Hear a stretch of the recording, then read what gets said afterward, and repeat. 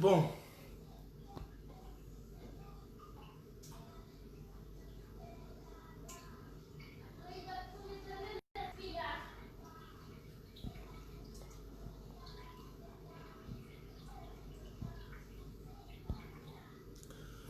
Bandeko, bonsoir. Napesi bino mbote bisika nyonso bozali. Menga na papa Serge soka libre. Je n'ai plus la tête à ça. Napesi bino mbote bandeko. Tozozi la désinformation ezali capital. Avant to lo yango tozozi la na mbuke source pesa biso information sur la likambo wana. Toki ya liboso dans le lobby entre guillemets, nous avons confirmé, mais tous les informations, tout est déjà la recherche déjà, tous la source et puis information. Donc il y a des informations, mais dans l'information, tu as des ce qui est solo, tu ne pas. Mais là ici, le peuple congolais, nous sommes dans la bino, vous allez aux aguets déjà. Makambu, il va basculer malem. Makambu, il va basculer malem, mais c'est nga, tous allez aux aguets. Na se appel bandeko oyo bondimi bo servir régime occupation bo miyebela likambo nyonso eza na salaire nango na minute bondimi bo servir occupation bo bénéficier mbongo bo bi eza mbongo makila ya peuple congolais ezali mbongo ya peuple congolais bino bozo bénéficier conséquence na ngole ekoya épargner bino te na lobi épargner bino te na lobi en calmement. Dans le moment où nous avons fait la mbongo à travers la trahison, vous trahir mboka, ils ont permis de Rwandais d'identifier les cognos au bas de la commune à Bosolo et puis bazo kanga bango, bazo boma bango. À l'échange, ils ont besoin de miettes. Miettes bambongo oyo, Rwandais batek va minérer na biso. Au bas exploiter la minerai, bazo te ka l'échange, ba fouta mina miettes pour continuer à copier ces informations. Nenge musala oyo papa Frank John aza kosala depuis abimi na prison ba pesier rôle à comment à traquer ba congolais nyonso o baza ko combattre le régime occupation comme ça à dénoncer ba mon régime occupation ba kanga bango ba boma bango à l'échange ba pesier net to ebi déjà ki ba te belé ba congolais mingi ba préférer ko sala musala wana c'est très bien. Et comme moyen de vivre là, non, il n'y a pas de souci pour ça dans la vie. Mais il y a des conséquences dans le temps de Goya. Bon regretter, bon se plaindre. Parce que la minute où vous allez se plaindre, la minute où vous allez content parce que nous allons là, ils ont rapporté 1 million de dollars, 2 millions de dollars, bon se plaindre. Mais à l'échange, nous les Congolais, tous sommes victimes. Parce que nous avons suite d'informations, nous avons fait ça. Vous avez trahi le peuple, vous avez voies et moyens. Comment a sauvé mboka bozo trahir bango bazo kanga bango bazo lever bango ba mususu kutu ba bomi bango pona ko effacer ba trace ba vi ba corps na bango ba pesi bangando bazo lia. C'est bien pour Nabino, c'est bien pourquoi parce que bo gagner mbongo mais le peuple congolais va continuer ko souffrir na ta misère oyo ba rwanda ba sali na mboka na biso na nko pona yo bande ko so to analyser makambo bien. Congo ezali mboka munene eleki neti ba France na munene 5 fois. Rwanda est un petit pays manqué. Et puis, habiter à Rwanda, il même pas Kinshasa, le peuple congolais habiter à Kinshasa. Est-ce que vous pouvez comprendre que habiter à Rwanda, il faut envahir le Congo mobile? Il y a un point d'interrogation à mon nez. Ceux qui vont réussir à contrôler le Congo mobile, ils allaient grâce à les Congolais, ils vont faire ça pour la faveur là-bas. La minute où tu as des informations, maintenant, tu as n'importe quoi devant tout le monde parce que tu as les chaînes. Si on a Congolais, la vérité, et puis ils ont télé la locuta. Si on a mis la locuta, tu as décidé qu'avant tout le cambo, il faut que tu sûr qu'ils aient solo. Tu as dit cambo, mais tu as mais tu as dit que substituer mais nous préférons vérifier la source si réellement ils aient solo. Ceux qui ont eu information à ce moment-là, ils ont une étiquette publiquement que voilà et comme mais nous avons senti qu'il y a quelque chose qui se passe déjà. Bon, dernièrement, on a souhaité qu'il y ait un avocat qui n'a dit le peuple congolais a besoin de avion à Rwandais qui étaient dans le Congo. Vous avez battu que avion à réseau qui était dans le Congo, ils ont mis la biso militaire rwandais mais comme des passagers civils. Or ce sont des militaires. Na kati avion ils ont mis des produits chimiques. On va les utiliser pour empoisonner biso. Et là bozo bosa na ngwana. To lobeli likamwana lobiki il faut tout ça là bana Congo bosa la nyonso possible pour empêcher avion wana et quitter na sol na biso ya Congo parce que ils ont côté les soins militaires. Ba militaire bazo ya main vide mais comme il politique ngambi. Moi on a combo ya Joseph Kabila a sommi da Minduki, les Rwandais quand ils arrivent mais vite sur les sols congolais bazo Minduki bazo pesa bango, bazo sa position stratégique pour neutraliser la population à Congo mobimba pour néantir biso bazo mabele na biso. Nous sommes dans la massou collaboration avec les Congolais oyo na bingi ba Congolais oyo baza ba inconscient oyo ba irresponsable. Mais pour te développer l'information, tu dois informer sûrement. Parce que tu préfères que tu gagnes la biso mbongo te, mais tu la vérité ma metali mboka na biso. Souci na biso za nini, objectif za nini, ngana mama kingakati, tu lingi que un jour Congolais nyoso a bénéficié totalement bonheur à mabele nae. Même si biso on limite aux gens pauvres, tu dis que on ne gagne rien. Ce qu'on est en train de faire, il a pour na mboka na biso. Tu gagnes un centime, mais nous on s'en fout. Mais nous rôle na biso ngana mama kingakati alikaka. To la musa conscience ba Congolais nyonso. Na yiki ba ndeko musu ba mosa ba émission na YouTube pour zo mbongo. Nous on s'en fout de ça. Mais ce qui nous intéresse que le peuple congolais a des informations. Tout ça na projet moko so ki ndama ko sunga. To luka ki ba information nyonso. Et comme tina fait fois ba Congo Congolais nyonso o azingata mon so ba na téléphone mais azala ki informer 24/24 sur ma caméra na Congo.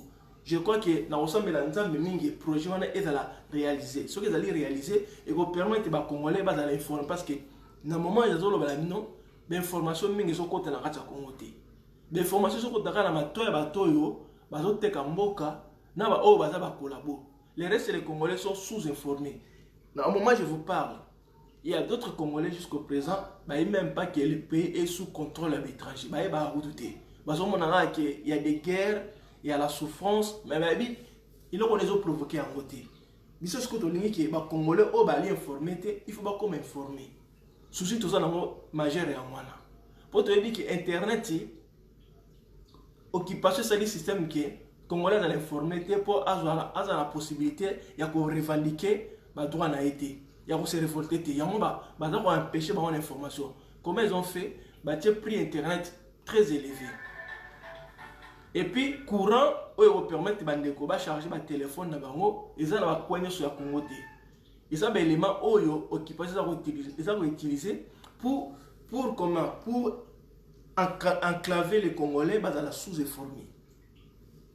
Makamunu sont tous pour analyser, tous pour étudier, procédure pour utiliser pour faciliter l'information et quota par mboka nyonso ya Congo, Congolais nyonso ezala mwana mukio attaque classe mais azala l'information que son pays est allé dans contrôle ya ba payane ba sala mamboyo tous vivre lelo.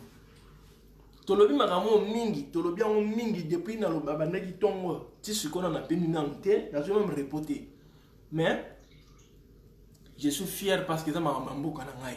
Même si on doit santé na ngai, na rolembate, mon objectif, il faut atteindre, c'est quoi mon projet? Il faut que Congo ait la libéré. Congo ait fait la libérer. Na ebi que occupation et comme qu'on utilise mon à Congo pour na ressomme ba congolais sur bazo telema. Mais ngana bi sans effet. Bisto mériter mon à Congo oyo tango Congo za libérer na motoki na biso moko. Na maboko na biso na maele nzama pesi to kosala misala biso moko to recréer misala et puis to revivre na mbongo ya musala na to kozwa mbongo bazo pesa bandeko musutini ba osala to yeba ndeko mingi malia net ba couple net yo Blandine na ndeko Martin Sali bazalaki ba bundeli mingi ya minene na Congo na kati ya poto pona bundela Congo lelo ba koma na nini ba koma na ka occupation zo ba ndeko loka ya safu. Il n'y a pas longtemps, on a eu le Congo. Les lois ont commis soutenir Janet Kabila, Joe Kabila, a commis na bango. Et ça bateau yo, bazangi personnalité. Ba ebe valeur ya mboka na bangote, ba ebe kimomoto na bangote. Donc, vaut mieux na kufa na pauvre, hein. Na zangi ngai lokote, mais na tikali la dignité na ngai. C'est le plus important parce que dignité ba somba ya ngote. Ce qu'on perd de dignité, on perd de nyos. À tous les gens qui ont la dignité, vous avez un homme sans valeur. Tous les gens qui ont Congolais mingi oyo, baza otambo na Joseph Kabila, baza kolanda Kabila lokola chef na bango, baza na misu na ngai, na misu ba Congolais baza neti ngai na yo, baza na valeur te. Mais ils gagnent beaucoup d'argent, tu as mingi baza gagner ba milliards na mama Congo, mais baza na personnalité te. Parce que ba li conseil que o basali, baza mbonga masumu. Ils allaient mbonga makila, mbonga ezali valeur. Mbonga ateza muke esinga o méritant. Au moins ils sont qui musala na yo, osali musala ezali correct. Ate ba futu salaire à muke mais vous allez fier parce que ozoli yango avec aisance, avec fierté, avec amour parce que ozo mérité. Obomi mutute, o escroquer mutute, o yidi mutute mais on mérité à travers maïele nao, na makasio nzamba pesio, o mérité salaire nao. Mais o ba congolais le ba komi ba parce que nous avons fait des bananes et pas dans la boue, même pas dans la taille à fournir. Donc, baza rien. Donc, rien, ils sont néants. Bah, de l'autre côté, parce que bazo a mbongo, nasi mama be bazo sala. Bazo soutenir batu oyo. Déjà, mutu oyo travaille na Joseph Kabila. Même s'il y a des millions, à ça mutu mo azali ridicule. Parce que asa côté ka mboka na e pour gagner ba millions. Si je comprends bien, en voie normale, il mérite pas cet argent-là. Boki bazali belé ba congolais mingi bazape mikolo bazali batangi ba classe nene o bazala na Kabila Joseph Kabila o atangi ta classe malamu te o azala ki chauffeur à défaut déjà défaut tanga na kosa la musique na Tanzanie kuna chauffeur à nomme maé na taxi zala nani i politique ngambe o biso stoye bien mais ezana ba congolais o batangi ba classe bazaba licencié en droit économie ma belé mais bazana service ya Rwandais lokola Joseph Kabila. Tout le monde a chaque temps sur les réseaux sociaux. Baza otanga mulongo lokola bana mike bazo ki na salle de classe pour na konima appel devant les politiques ngambe. Donc bango ne baza ba vrai traître. Ezali bato bazo teka mboka na biso penza na ndenge ke oyo bazo tala kasi mate pour ba koma ba riche. Mais na mitu na bazo kanisa ba riche, mais pas na bing bango ce sont des voleurs. Ce sont des aventuriers. Ce sont des vori bato mo bana na valeur mukiete. Tout ça peut n'attendre pour envier bangote malgré bango na bango ya salité zangatina. C'est baza bato ceux qui te libéré Congo, baza na place na Congo te. Batia na mitu na bango ke ceux qui mboka na to kangoli yango bango ti ba kokufa même bantoto na bango e kokunda na Congo te. Ba ko mériter yango te. Et puis ba ke oye koye la bana na bango, il y aura des générations ba ko subir makambo bango ba sala parce que on a des preuves. Bango ba sala makambo mais makambo ne ko percuter même ba génération future na bango. Pour te relandela ka bango tina suka.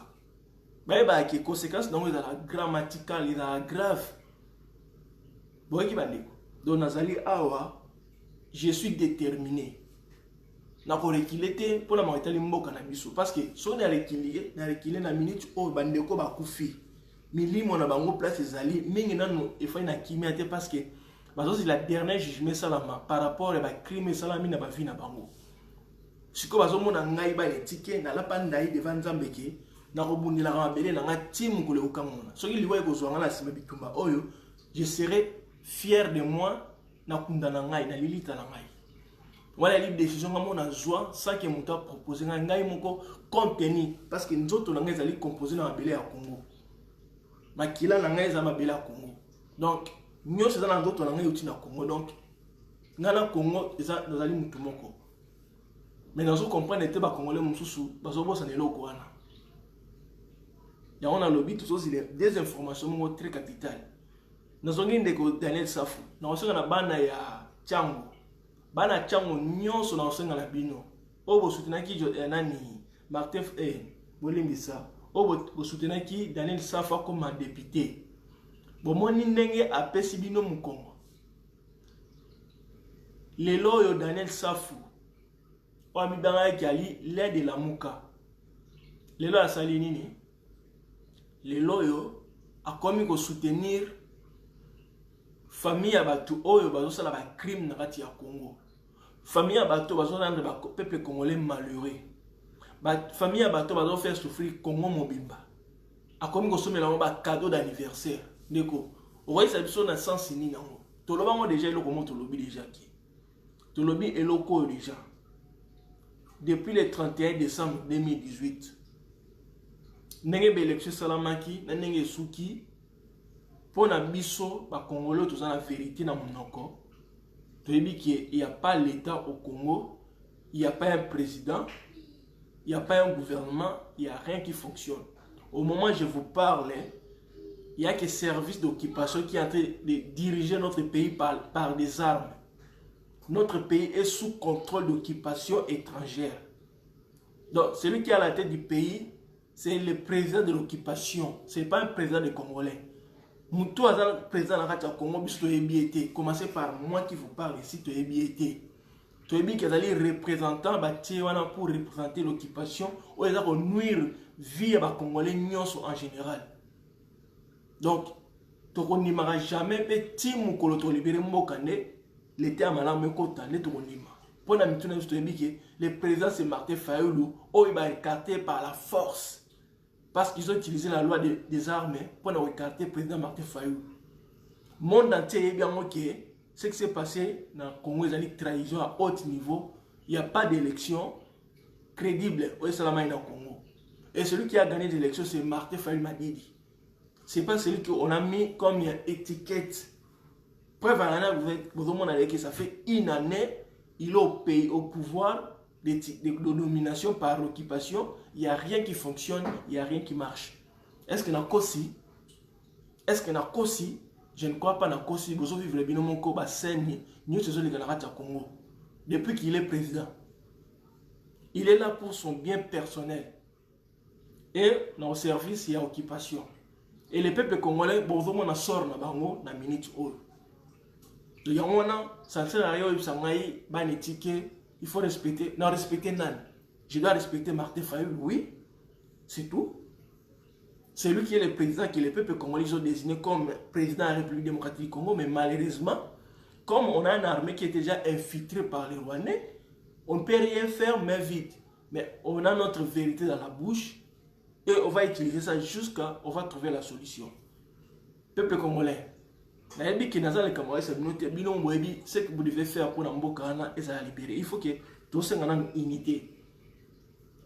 Même dans le cas IDPS, je sais que la majorité va être IDPS, va être contente de Congo. Mais comme ils n'ont pas le choix, va être obligé de faire ça. Mais locaux, ils ont besoin de salama.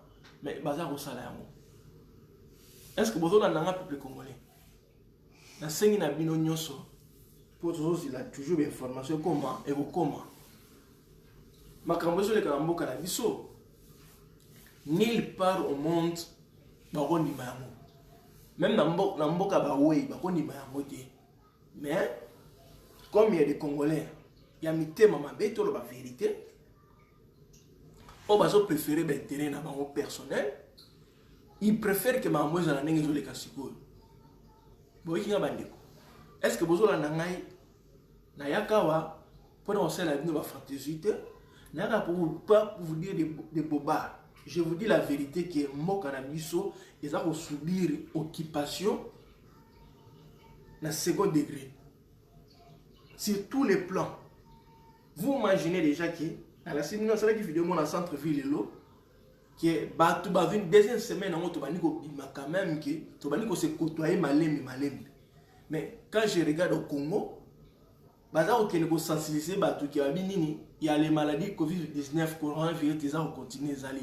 Or, ça vous mentir par respect à nombre de bateaux en Europe, dans maladie, je ne peux pas permettre de dire des bêtises. Parce que le coronavirus, tant que nous avons un ravage dans le monde, il va nous épargner. Combien de familles sont orphelines, combien de familles, combien de femmes sont veuves. Combien de papas vont perdre des membres de la famille dans la maladie? Oyo, nous avons nommé comme président pour la bêterie à Rwanda et Moko. Aza ko lutter nuit et jour pour gagner un bon OMS. Ils sont en train de dire aux gens qu'il y a coronavirus. Moi-même, il y a des décès, il y a maladie, il y a des accidents en voiture, il y a coronavirus. Vous imaginez bien quoi et il y a des Congolais qui disent oui, tu soutenir la démarche. Voire même qui demander la prière pour naïe. Vous trouvez ça normal? Il faut que vous détraquer matal pour le baquet. coronavirus eza na kati Afrique na kati na Congo bozoka bandeko donc ngai bane tike na mipesa kombo wana pona fantasy te na mama Kingakati ezika na mipesa kombo wana pour la vérité et mama Kingakati na mipesa kombo wana parce que notre souhait Kingakati na un jour pe la moto na babita na on a kati wazika parce que ça va nuire vie à la population congolaise la totalité. Vous marchez Mbokolo la Congo, il n'y a pas des hôpitaux, il n'y a pas de routes, il n'y a rien, mais il y a des milliards de dollars américains tous les jours na kacha mabele wana. Ils ont kende wapi, ils ont ça la nini. Banane bazar exploitant, banane ba utiliser. C'est la question que je me pose. Donc il est là, un Libanais a rien intimidé sur les Congolais. Je vais demander à ces Libanais là, ça sera un mec qui se prend directement à Joseph Kabila. S'il ne connaît pas l'adresse, nous on lui donne l'adresse de Kingakati. Il y a un Libanais qui est en train de revendiquer les frères qui ont arrêté aujourd'hui. Jamel. On demande à ces Libanais. Les Libanais, je lance l'appel à tous les Libanais. Si vous voulez récupérer votre frère, c'est simple. Allez tout droit au Kingakati. À Kingakati, pardon. Allez tout droit à Kingakati. Là où ça se trouve Joseph Kabila, qui est responsable d'arrestation de votre frère, qui a arrêté votre frère. Hein? Je lance appel, boye bisa ba Libanais nyonso. Ils ont lancé appel oyo na lobby boy, ba Congolais, ba Libanais ba limba attaquer, ba menacer biso parce que ndeko na bango ba kangiye. Boye bisa ba Libanais wana o baza na ville parce que bango ba signaler ba ndeko na bango na Liban ke baso bomba ndeko na bango na prison makala. Mais ça problème ndeko na bango azali escroc. Azali malfaiteur akotaki na bande ba escroc pour passer ba Congolais mabe. Soki ba limba zo ndeko na bango bo pesa ye adresse à Kingakati. Ba Congolais bozo kangai, boye bisa yake na Kingakati akukuta mutu akanisi ndeko na bango na ba aventure basalaki atika biso ne poso ba meki ba osala biso le romote. Ba osala biso le romote déjà ba rwanda bazo meka biso basala biso le romote bango ne bango nani? Bango ba nani? Peuple congolais, moi ni ma beso pesa kanda. Bango ba Libanais ba bi place Joseph Kabila zalite. Donc na sengi na bino so ba Congolais, boye bisa ba Libanais nyos, o ba sala pe ba Libanais, boye sa bango ki. Boye sa ba ndeko na bino ba Libanais. So ki ba ndima zo ndeko na bango, ba ki na kotuna Joseph Kabila. Ba tika biso nye. Boye sa bango ndenge wana. Ba ndeko na soki information ko ya wana bo réponse lobby. Tout cela qui l'émission mingi lelo, on est un peu fatigué pour na mettre limboka. Ndeko. Tous à la bateau. Tous à la bateau, longa ba Congolais. Tous à la bateau. Pourquoi tous les gens qui bon mengo na biso ya mabele na biso mutu musuzu ne a décidé de kolona yango. Pour na repesa biso ba miette. Pourquoi pas biso moko ba Congolais, biso moko ba Congolais to ko exploiter minerai na biso, bon mengo na biso po biso moko to mi bongisa. Pourquoi faut-il passer par Rwanda, par Ouganda pour na musuzu pour avoir accès à biloko na biso? Pourquoi tous les mabuzo bavana? Question dans tout na Congolais nyonso partout bozali. Non, on travailler pour maintenant. Pourquoi tu conseilles les locaux biso de mon côté? Est-ce que tout ça m'a été biso ba Congolais? Dans tout na Congolais, oh baza accepter bêtises oh. Commencez par Félix. Parce que yé nem taza au soutenir ce ko biso ba oh. Et là nous avons zanga yé Félix vraiment na papa c'est qui. Alors ba Congolais nous so mettons-nous ensemble, tout le monde là-bas étranger oh baza ko nuire vie à pays na biso na biso. Pourquoi il faut bangoner la décision dans la biso. Les lois te dit que Paul Kagame a décidé sur le Congo. Est-ce que vous trouvez ça normal? Vous trouvez ça normal, Congolais? Vous trouvez ça normal ce qui se passe là vraiment? Un Rwandais, il a un pays, il est président au Rwanda, il vient diriger encore notre pays, comme deuxième pays. C'est sa normalité. Mais il y a des gens, il y a des Congolais, la minute dans son loba, ils sont conscients que oh bazo sala eza malam. Vous trouvez ça normal? Boye bisangai bandeko. Boye bisangai soki ezali normal oh ezo sala masiko na minute na mboka na biso. Boye bisangai. C'est anormal. Ce n'est pas du sérieux. Boye ki bandeko. On dirait comme si Congo ezangi bato mayeli. Mais ngana kama bon ba classe obo totangi tangi wa. Bon ba classe obo tanga tanga wana. ba université bokendaka mosala nango ezali nini pour les lobos décider que ba Rwandais ne ba décider sur sort na biso bosomo nango teza bizarre et les lobos comme ba Rwandais bazui makasi au sala mangona parce qu'il y a des Congolais qui ont étudié ok au basali ba haute étude il y a droit il y a économie dans ba domaine nyonso ba ngone ba la service ba Rwandais sauf que dans l'entourage de Joseph Kabila il est entouré par des gens qui ont étudié sérieusement au batangi ba classe au ba beta catholique moi je suis docteur à ceci je suis si pas quoi et ba ngone ba la service il y a ba Rwandais lokola Joseph Kabila ndeko il obela bango lo momote ndeko na moni bisoni na robete la binoté vérité ni solo sa no yango wana je crois mamanzo loba na inventé en moté ya on les osala na mboka na biso c'est dirigé par les Rwandais la complicité ba congolais oyo baza même pas ba illettré baza bato batanga ba classe mingi batangi même na ba poto na Belgique na États-Unis na France ba on va travailler pour na ba Rwandais voire même bato à une époque à Mobutu. Dans un exemple, comme tu le vois, la papa, mon colo à pombe. Viens te bien à Yimon Mouké. À l'époque, les papas Mobutu étaient encore vivants. Mon colo à pombe, dans le service à Joseph Kabila.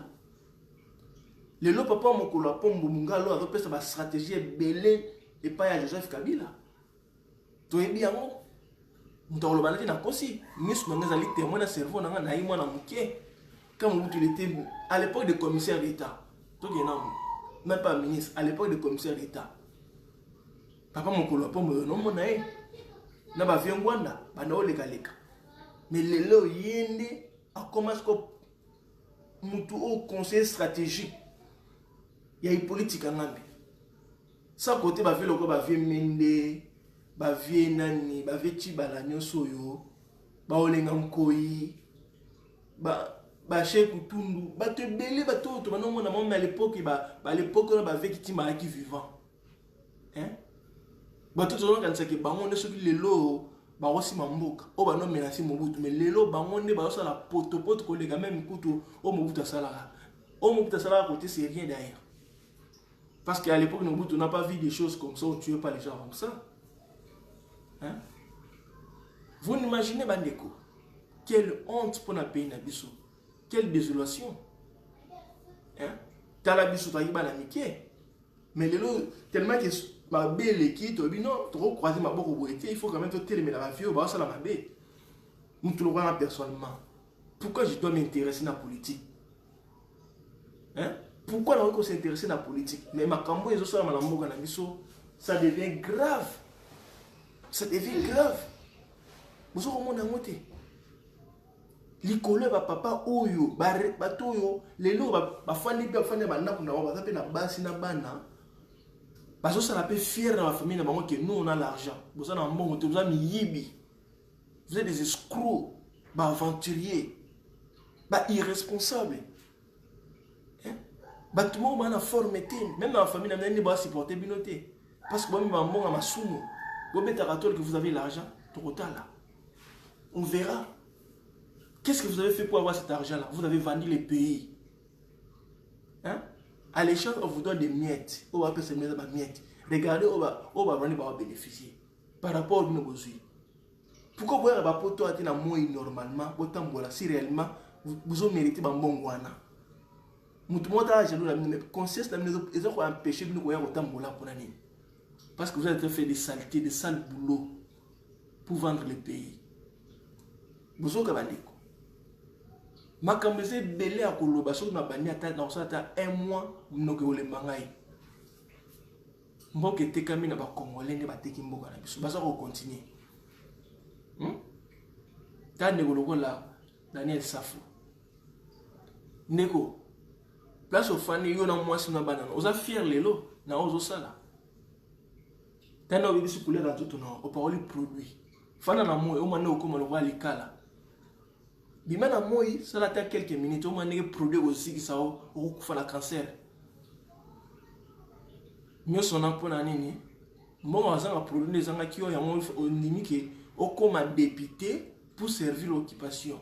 Utiliser les jeunes garçons à Tchango, va soutenir yo, au bien qui journaliste, au moins le coup tapé sur Mabino, vous allez finir mal. Vous allez finir mal. Naba Félix Nyoswana, ba père Nyoso, Obumiyebi. Tolemba TV. La promette bino tolemba binote, bino ne bolemba biso. Tolemba binote. Tokolemba binote bolinga te tokolemba binote et puis ils a bino ne bolemba biso te. Binote. C'est Dieu qui va dire bon Ernest ça suffit maintenant aujourd'hui, arrête, là je m'arrête. Mais yo bino, pona bino, tolemba te. Tant que vous continuez, on est là. Et on va soutenir les gens, on va déterminer pour nous benga na bino, to soutenir les bangoma benga na bino. Si ça y a aucun bino, to kanga bino un jour. Bozok. Eza mawa pour na mboka wana ba congolais bosa mamana ezali soni na maona passe. Boye ba ke bozo préparer ça l'avenir pour na bana na bino ba na sima. Pour ma bosali même à table commis bakoko to lâcher binoté même si beaucoup filles to remplacer ma camo et pas ya bana na bino moi nous savons que papa na ye ndeko na ye yaya na ye ou même ma famille na ye asa contribuer na mambo ça na Congo pour détruire notre pays pour faire du mal au peuple congolais c'est eux qui vont payer ça la place à bateau ceux qui sont sur monter vivant ou bien ceux qui filles. On les appelle dans les informations appelle ça va tout nyos oyo avec que membre de la famille na ye aza retraité directement na bateau ba sala biso mabe. Boye ba que déjà il y a l'internet.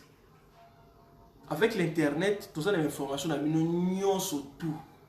On m'a dit ça me demande que les temps on a téléphone pour na beta kombo na yo na bimisa makam na bino nyos. Pour na comment na on est ma ya komela. C'est que sur la signe téléphone na ngabo na betika comme un tel na mambozo sala mieux c'est s'afficher pour na ça avec internet vous êtes mal barré mutu nyonso o ala contribuer na makambo c'est bien pour l'instant pour gagner mon tant pis on s'en fout nous on garde notre position ton une souffrance bon mais là mais conséquence na mo na bana na to ko sala ya parce que to ebike makambo yo un jour tu retrouver Tozombo Kanabiso. On aurait un président qui est obligé de désigner. Or, les gens et tu es obligé président wana alande la dossier nyoso wana. Botia la mitu na bi. Nous on dira pas comme Félix dans le but de refourner dans le passé. Nous et là où tu rebande la pena, bateau va participer dans le lobby en botia na mutu. Et ça si j'ai le bosso soutien la mitu na biso et là où tu ressens la wana. Parce que la crime on peut commettre au bomisi bat na Congo et ko futa maka. Soit tu n'es pas bas dans la bino, soit tu n'es pas à bino moko, soit tu n'es pas à koko na bino. Donc, la génération na bino nyonso do, na lobi mutu nyonso yebaka yango, bino nyonso o boza ko entourer système oyo. O boza ko vivre lelo likolo na yango, bo tana mitu na bino. Ezali message to yebisi bino boye ba libérer eko salamaka bobo sa dangote. Vous n'avez pas la chance vous n'avez pas la chance oyo Mobutu azwaka. Mais bino il y a l'internet, il y a les bibliothèques, il y a tout. Nous sommes à la biso, nous sommes à la Congo et baké. Tout ça accumulé quelque part. Tout ça stocké dans le sur la bino nous sommes attends mutumbo dit to bossa naï. Ne imaginer kanya makasa ko basali retrait to bossa la bino te bossa les gens na kati collimateur na biso. Mutu nyonso na lobiwo kanga bien. Et dans la commission spéciale pour na ngamutali batu oyo ba contribuer à qui na malheur ya Congo dira tout ce temps boye ba kayango na solo bango pour vous dire na rotiamne ko tabne na matoi ata bosali sambla boye ke osilango même ba vie dingwe na yope vie dingwe comme bosala mamba buzoba o vie dingwe na yope likambute vie bosala lelo ba ko utiliser pour na ko intimider ba petit kin pose à la qui cache vie. Au sala maman nere. Na lobina yo vie dingwe ko vie di. Edingwe moto na ngenga nguluma. Vie les locomotives qui filment. Na ka mwana mukieta tola no edingwe vie. Ozala na patron mo esumbeli. Izaka noir bo to la tonso leka. Ozo yima basela ba komba ba vie puma noir, ba zefi lubo la zefi. Vie. Million wa kokoye mona bino. hein bave bosei bakufa vie bo continuer na nzela na vie di boye ba ke mutu nyonso likambo tosala na mokili eza na lifuta na yango elona esi mutu nyonso asala mabe na Congo mutu nyonso sala likambo tosala na mokili eza na lifuta na yango ata likambo te ezanga lifuta osali malamu ozwa malamu osali mabe ozwa selon oyo ozolona boye ba o bozwa kolona bolona oyo bokozwa o boza ko semer lelo bino nyonso bo récolte dans dara o bozolona bozolona malamu bozwa malamu bolona mabe bozwa mabe na minti o bozosala ezokuter ba vie ba millions de Congolais ba kufa. Vous imaginez les gens n'ont même plus le temps au sala bilanga tellement qu'ils misale de la tena bilanga ba waso ko sala te parce que soka bimi comme mwana mutuni ba kata ekingo de machette comme na mona nzoto mutu loko la okata ndeta bitane pona bino ba Congolais o ya mitema mabe. Bozo ko saka na biso likambu te bosala biso bolingi mais boyeba ki mabele wana ekokindaka jamais parce que nzambe aza témoin ako permettre en odi to aussi la péter zok bon les Vietnamiens ils ont fait face aux Américains mais ba ina ba arme net ba américain te mais bitumana ba ndenge sukaka ndenge Congo pe ko suka. J'ai la conviction, j'ai l'espoir que Dieu va me faire quelque chose. Boromona ka oye kosala. Na maloba te boromona. Boromona oye kosala ma. Bane wona suki wana parce que nyonso tosenga ni force nzambe kota biso na nzoto. Prière na biso ya mwana, on met tous les soirs avant to la maboka nzambe. Yo mo oza omona o ba osala biso. Soki biso tosala ki batwana mabe. Ba gagner biso wa mboka na biso. Mais soki apamba bongo pona jalousie toyeba. Mais les Congolais ont besoin de participer dans malheur na biso et ça la bonheur na bino. Le retour na bino. Le retour na bino, bozo mela, bozo sepela, bozo bina. Tous les oya et tapé tout le Congolais. Na minute Congolais dans la main na miswa, obno bosala. Na soki wana bandeko. Na sanga na ndeko no sozu direct oyo. Et les gars matanga ya mbula na osopana. Bo panza yango. Merci. Ingeta.